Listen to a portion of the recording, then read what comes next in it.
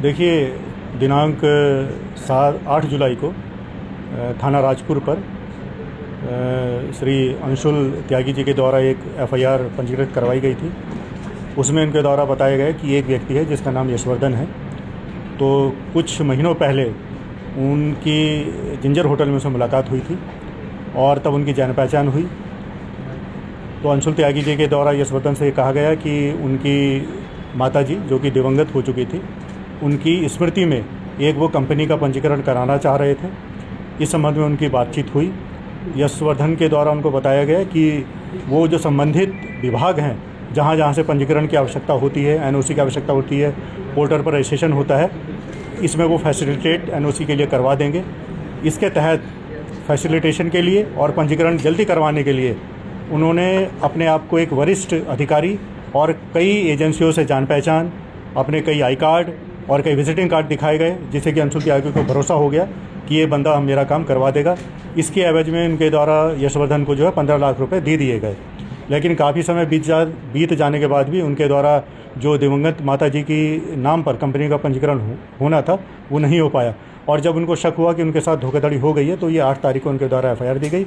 इसमें हमारे द्वारा जो है मुकदमा पंजीकृत किया गया और इसमें आगे की विवेचना तत्काल रूप से इसमें प्रारंभ की गई। पहले इसमें मुकदमा 420 धारा में हुआ, लेकिन जैसे जैसे साक्ष्य एकत्रित की गई तो इसमें 467-68 जो कि अब नई धारा जो है 338 हो गई है, 340 दो हो गई है, उसमें मुकदमा ये पंजीकृत कर लिया गया था। इसके अलावा एक और एप्लीकेशन कल हम लोगों को जो है एक डॉक्टर साहिबा हैं जो कि कैनाल रोड की रहने वाली हैं, उनके द्वारा एक और एप्लीकेशन यशवर्धन के द्वारा धोखाधड़ी के संबंध में दी गई, जिसमें इनके द्वारा बताया गया कि वो एक पीएचडी स्कॉलर हैं और वो यशवर्धन के संपर्क में आई।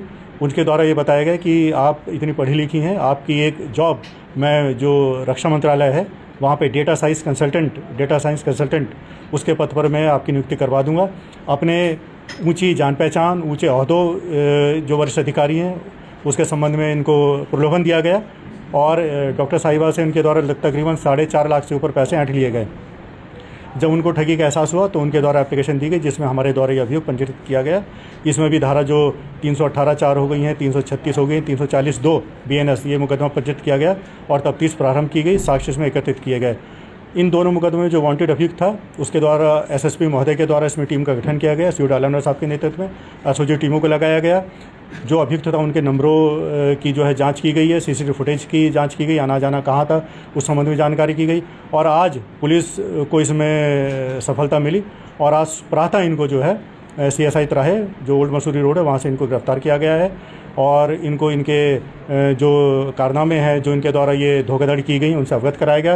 इनसे विशेष रूप से पूछताछ की गई है और इनको जो है अरेस्ट कर लिया गया है। इनको माननीय न्यायालय में पेश किया जा रहा है। इनसे पूछताछ की गई तो पता ये चला कि एक भूतपूर्व जो रिटायर्ड वरिष्ठ अधिकारी हैं उत्तराखंड के, उनके ये बेटे हैं और तकरीबन 35 साल की उम्र है और ये पढ़ाई लिखाई में शुरू से ही दिमाग से तेज़ थे। पढ़ाई लिखाई भी इनकी काफ़ी अच्छी थी। अपना ग्रेजुएशन वगैरह करने के बाद इनके द्वारा यूपीएससी की तैयारी की गई, लेकिन कई अटेम्प्ट के बाद भी ये सफल नहीं हो पाए। और क्योंकि इनके पिताजी जो हैं एक वरिष्ठ प्रशासनिक अधिकारी रह चुके थे, तो बचपन से ही जो आना जाना था, वर्ष से मिलना जुलना था, जो एक चार्म रहता है वो इनके मन में पहले समा चुका था। तो इनकी भी इच्छा थी कि ये वरिष्ठ IPS या IAS अधिकारी बने। तैयारी इनके द्वारा की गई, लेकिन ये सफल नहीं हो पाए और शायद संभवतः फिर इनके द्वारा दिमाग में यही बात आई कि किसी तरीके से इसको पावर को मैं कैसे एंजॉय करूंगा। तो ये सब ये धोखाधड़ी के रास्ते पे ये चल पड़े। इसके लिए उन्होंने कई फर्जी जो विजिटिंग कार्ड हैं और लोगों हैं आर्मी के, भारतीय पुलिस के, आर्मी के और जो वर्दी हैं पैरामिलिट्री फोर्सेस की वो बनवाई गई और कई लोगों को जो है इनके द्वारा जो है ये प्रलोभन दिया गया कि मैं एक वरिष्ठ अधिकारी हूँ, रक्षा मंत्रालय का हूँ, रॉ एजेंट हूँ, CRPF में काम करता हूँ और बहुत सारी ऐसा वरिष्ठ अधिकारी होने का प्रलोभन दिया गया और लोगों से ठगी की गई। इनको गिरफ्तार कर लिया गया है और इनके पास से फर्जी जो विजिटिंग कार्ड हैं, लोगो हैं, यूनिफॉर्म्स हैं, लैपटॉप हैं, वो सामान इनसे बरामद कर लिया गया है और आगे की कार्रवाई और इनसे पूछताछ की जाएगी और इनका जो कहीं और रिकॉर्ड है, क्रिमिनल रिकॉर्ड है, उसके संबंध में हमारे द्वारा जानकारी की जा रही है।